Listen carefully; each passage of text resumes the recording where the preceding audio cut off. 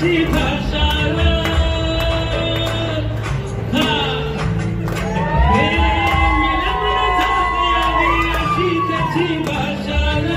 मराठी मातीच तोच